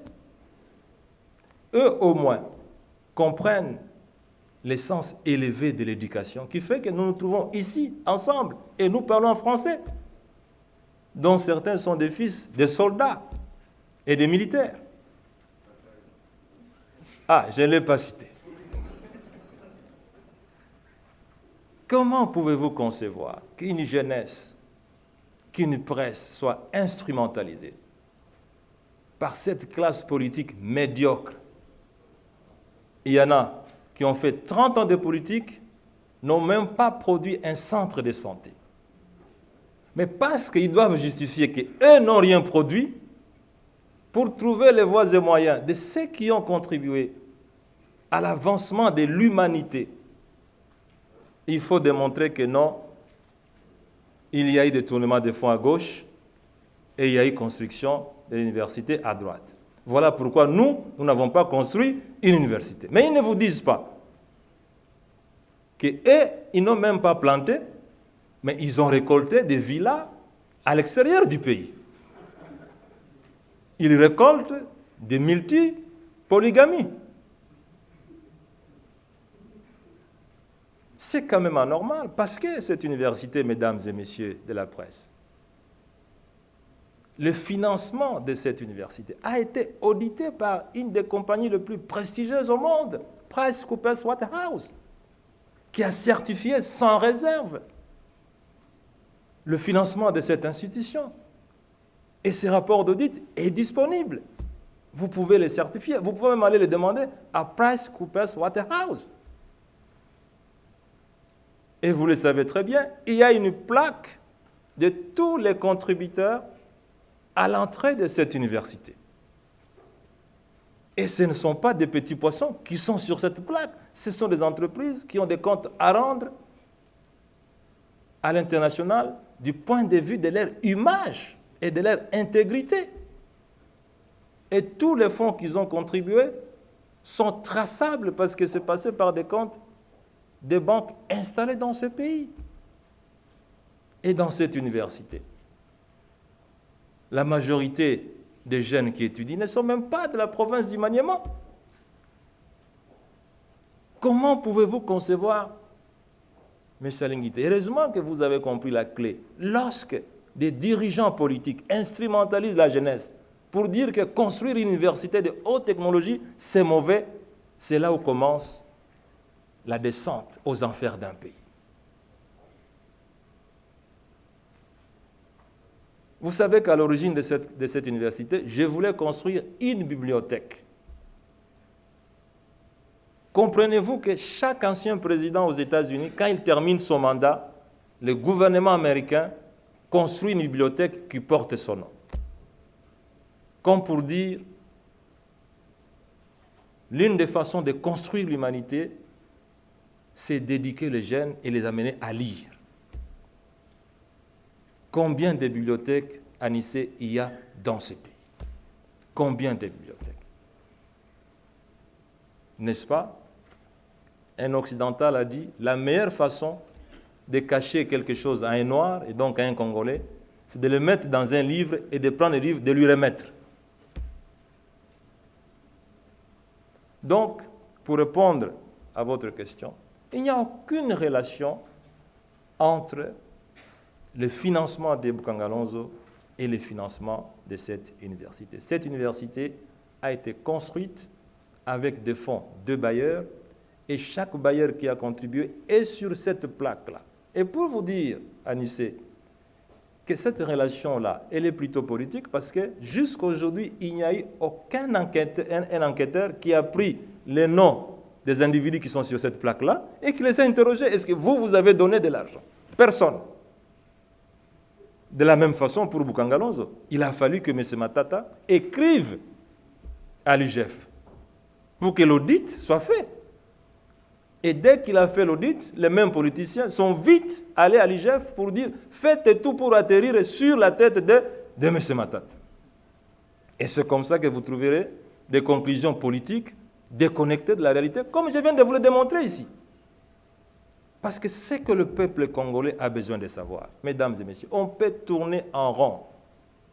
Si l'inspecteur général des finances vous dit, voilà, sur les 280 millions de dollars, M. Matata a pris 20 millions. On aura terminé le débat.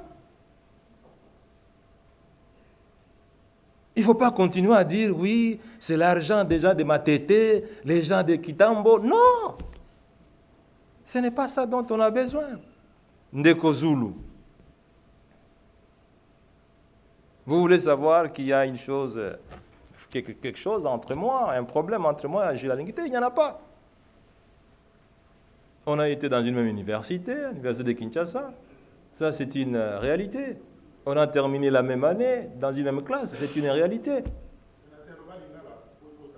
Mais il y a un qui a été Premier ministre, l'autre n'a pas été. Il y a un qui a été ministre des Finances, l'autre n'a pas été. Il y a un qui a été directeur général du BCECO, respecté par des institutions internationales comme la Banque mondiale, ayant géré près de 3 milliards de dollars, l'autre n'a pas été. Et vous aurez tout compris. Voilà, l'autre série de questions. Donc, on va dire que vous dites que M. Alinguité est jaloux parce que lui n'a pas été ce que vous avez été. Mais nulle part vous dites que lui a été que vous n'avez pas été. Alors, la question c'est de savoir, l'indignation ne se trouve pas du fait que vous avez construit une université, mais le moyen obtenu.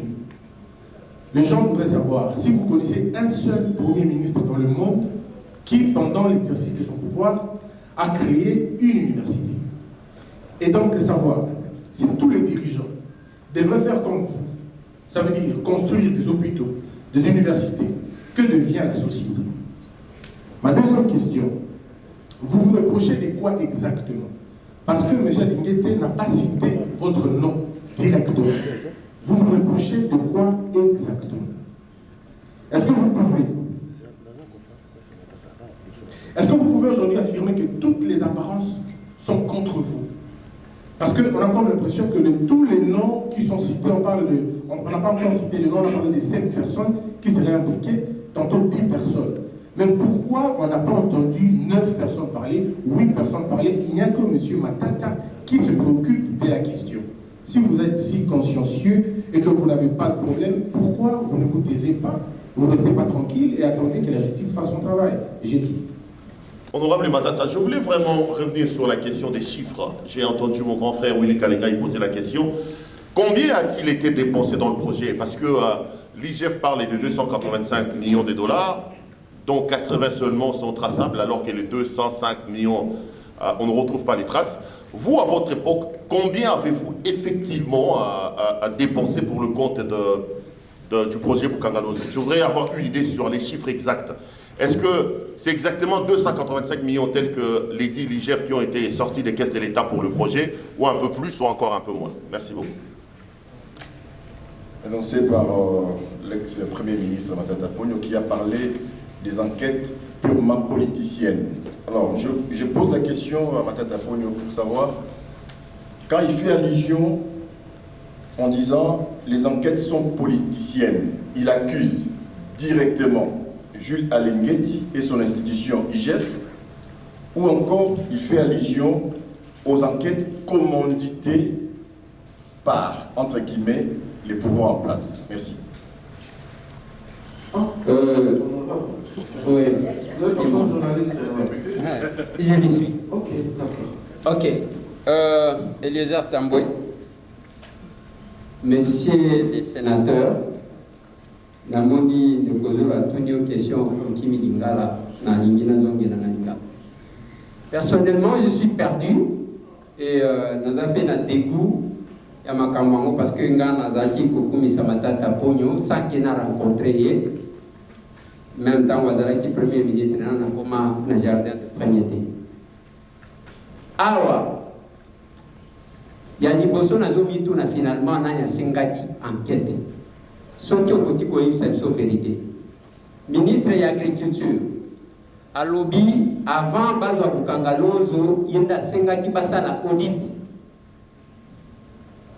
IGF alobi yende moto enquêtaki contenu ya basoupçon oyo azaki na. Yo lobi yo moto sengaki to dimena finalement nani.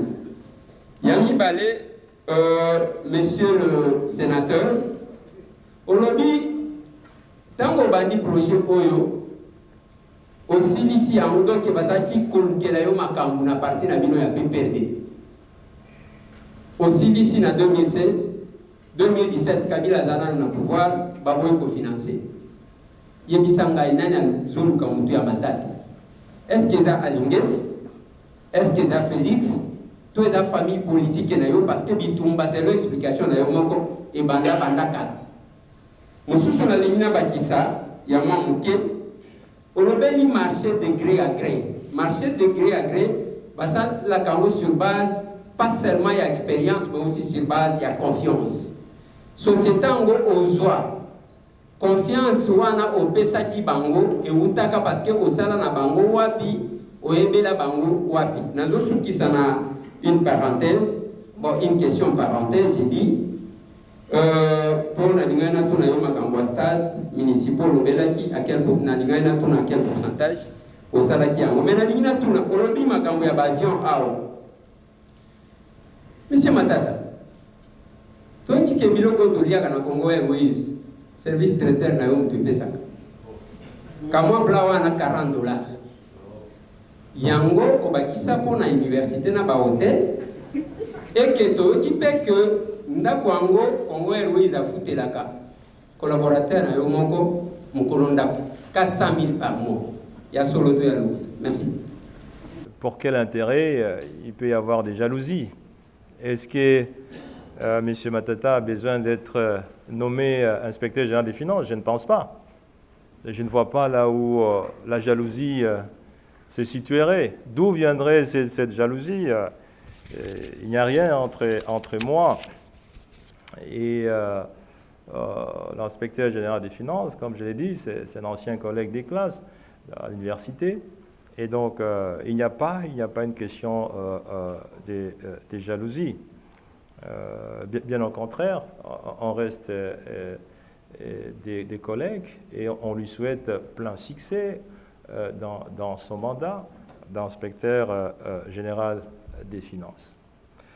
La deuxième question, c'est de savoir si on connaît des dirigeants politiques qui ont construit des universités et qui ont construit des hôpitaux. Je ne sais même pas aller à l'extérieur du pays. Dans ce même pays ici, messieurs les journalistes, vous qui posez la question, vous savez qu'il y a beaucoup d'hommes politiques qui ont construit des écoles, qui ont construit des hôpitaux, des centres de santé, tout simplement parce que peut-être la configuration de ces centres de santé ou des hôpitaux ne vous amène pas à les citer ici. Nous avons vu des universités en paille qui portent le nom des hommes politiques dans ces pays. Vous le savez très bien. On a vu des centres de santé en paille, des écoles en paille qui portent les noms de leurs initiateurs.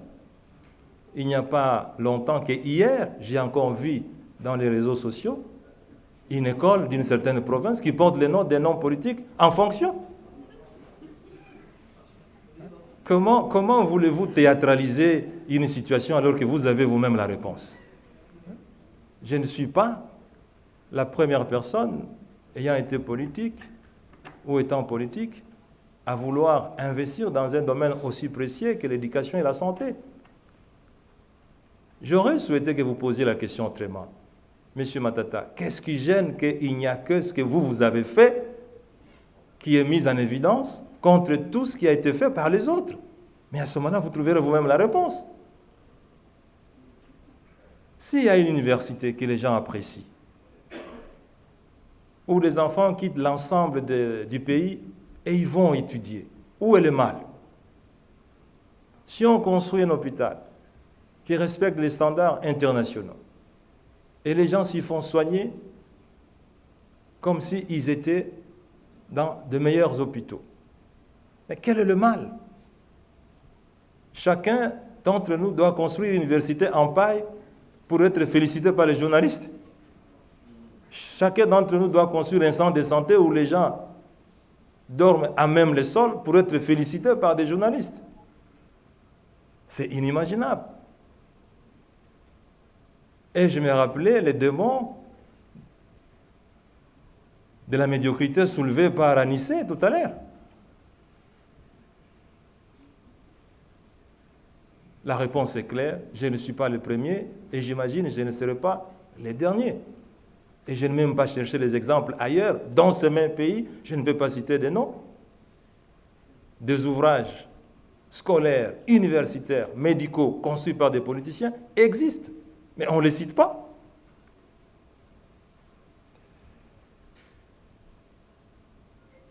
Vous vous reprochez de quoi? Parce que la Linguité n'a pas cité votre nom. Mes chers amis, j'espère que vous avez les yeux qui ont le même qualificatif que ce que moi j'ai. J'espère que vous avez les mêmes oreilles qui ont la même qualité que moi j'ai. Nous avons projeté quelques documentaires ici. Est-ce que vous avez vu et vous avez entendu? Et je vous ai dit que je n'ai jamais parlé de Bukangalonzo depuis que j'ai quitté le gouvernement. Ça fait 4 ans. Mais vous avez entendu, quand on parle de Bukangalonzo, on cite le seul nom de celui qui n'était pas impliqué dans la gestion financière et technique du projet.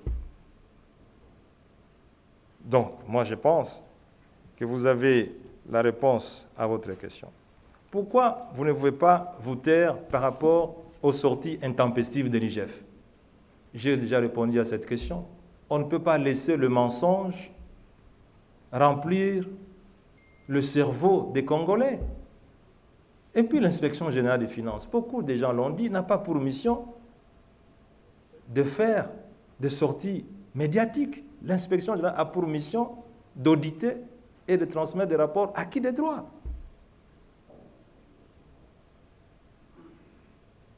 Michel Linguité n'est pas le premier inspecteur général des finances qu'on a connu dans ce pays. Mais avant lui, il y a eu de prestigieux inspecteurs généraux des finances, dont on ne connaît même pas les noms. Même le précédent, Batou Benga. Moi, je l'ai connu parce que j'étais Premier ministre. Mais qui le connaissait? Combien de conférences de presse a-t-il fait? Vous voulez dire qu'il était moins inspecteur général des finances que celui d'aujourd'hui? Mesdames et messieurs la presse, chacun doit faire son travail et se limiter dans la sphère professionnelle de son travail. Notre ami Louawa voudrait savoir combien est-il décaissé. Je vous ai, en tout cas, on vous remettra dans les documents qui vous seront distribués.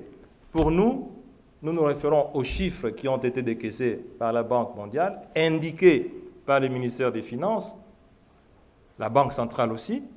C'est près de 150 millions de dollars. Bon, maintenant, si l'IGF a trouvé d'autres chiffres, il n'a qu'à les démontrer. Là, le chiffre de 150 millions de dollars, c'est le chiffre certifié par PricewaterhouseCoopers, qui a audité Africom. Et Africom l'a dit. Moi, j'ai reçu de la RDC un montant aux environs de 150 millions de dollars. Je n'ai pas le chiffre exact, mais c'est aux environs de 150 millions de dollars. Et il dit certifié par PricewaterhouseCoopers. Mesdames et messieurs, vous voulez que je croie uniquement aux chiffres de l'IGF? Mais l'IGF a ses sources, et nous avons les sources, c'est la Banque centrale, c'est le ministère des Finances. Enquête politicienne. Gilles Alinguité. Et la question c'est de savoir si l'inspection générale des finances qui fait des enquêtes politiciennes a été commanditée par qui? Bon, nous ne savons pas. Tout ce que nous pouvons constater, c'est que, et nous l'avons démontré ici devant vous, c'est que les conclusions de l'inspection des finances, l'inspection générale des finances, sont déconnectées des réalités techniques. Quand on dit d'un Premier ministre qu'il a la responsabilité intellectuelle d'un projet, est-ce que vous-même, en tant que journaliste, même si vous n'êtes pas économiste ou agronome, est-ce que vous pouvez comprendre ce que ça veut dire, responsabilité intellectuelle?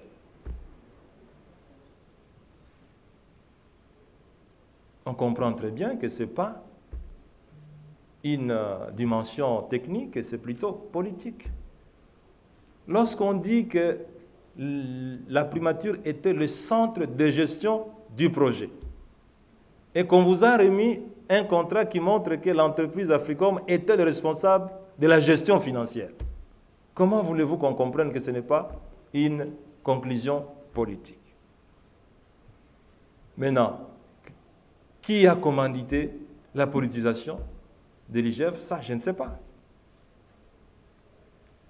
Moi, je conclus ce que je vois. Ndeko Léger voudrait savoir qui a demandé l'enquête. Parce que le ministre de l'Agriculture dit que c'est lui qui a demandé l'enquête. L'IGF dit, mesdames et messieurs la presse, vous le savez très bien, les documents vous seront remis. Moi, M. Matata, j'ai écrit. Et l'IGF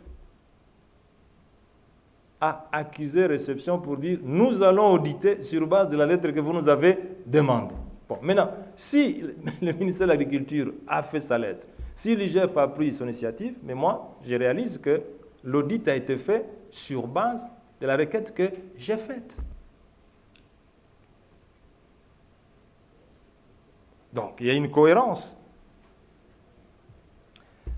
Vous dites que le PPRD était impliqué dans ces combats contre moi. Je l'ai dit dans le texte que j'ai lu devant vous ici, et dont copie vous sera remise si ce n'est pas encore fait. Donc, c'est une réalité concrète. Est-ce que M. Matata avait la confiance sur l'entreprise? Bon, si on n'avait pas confiance sur cette entreprise, on ne pouvait pas lui attribuer les marchés. Qui a proposé cette entreprise? Cette entreprise a été proposée par un cadre qui était dans la cellule agriculture de la primature. Parce que moi, je ne connaissais pas Africom, et donc il y a un cadre qui était dans la cellule agriculture de la primature qui a proposé cette entreprise. Et raison pour laquelle j'ai demandé à ce qu'une enquête soit faite pour s'assurer que cette entreprise a les capacités techniques et financières.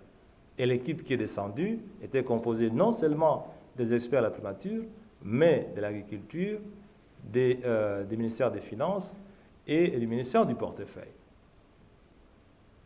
Et cette mission d'enquête a conclu aux capacités techniques et financières de l'entreprise. Et donc, sur base du rapport, on a dû faire confiance à cette entreprise. Vous ne pouvez pas vous imaginer quand même des collégiens qu'un Premier ministre dans son bureau imagine le nom d'une société et propose cette société. Je n'ai jamais connu cette société avant et je n'ai jamais proposé le nom de cette société. Vous parlez des avions de Congo Airways. Ces avions-là ont été achetés, c'était des avions d'occasion, mais qui avaient moins de 10 ans d'âge.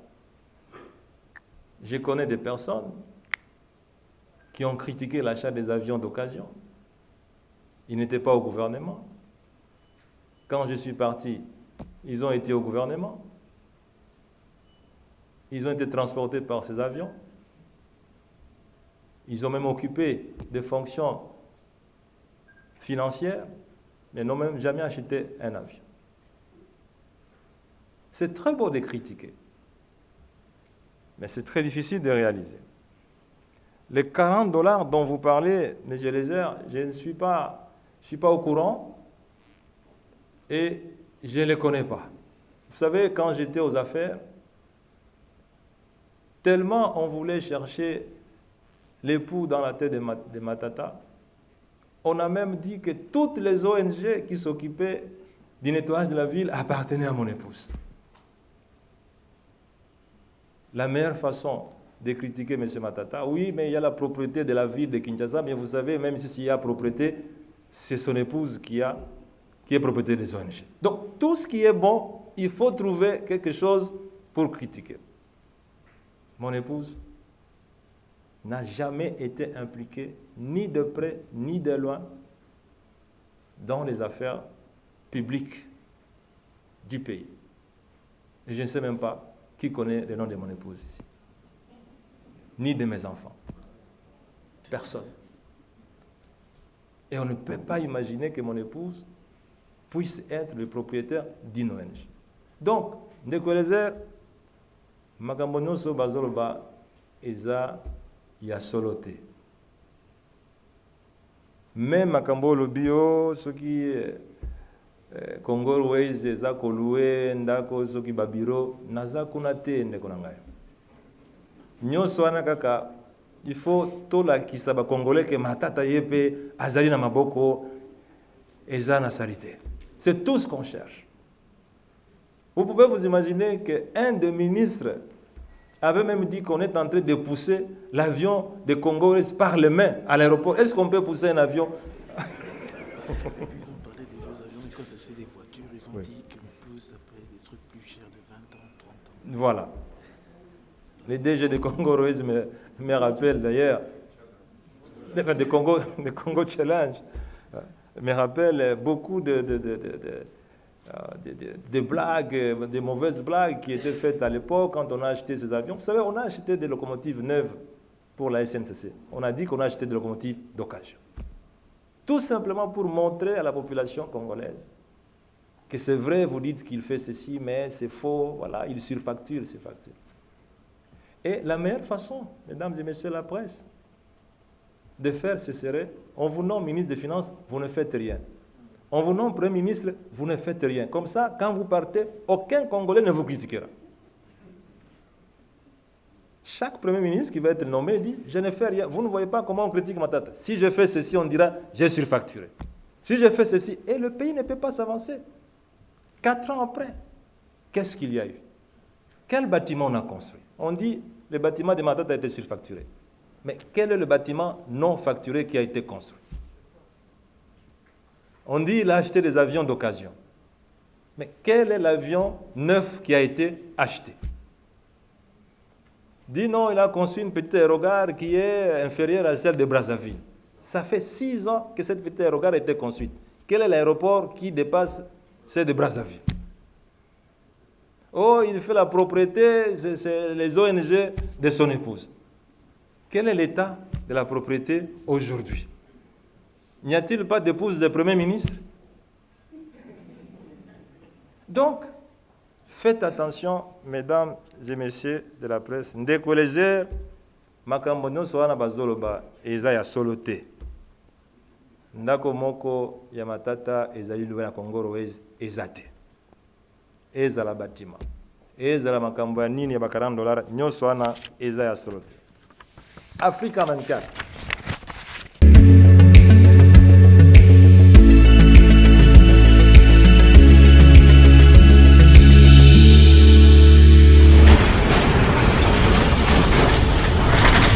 Ma Mission TV, le miroir du monde.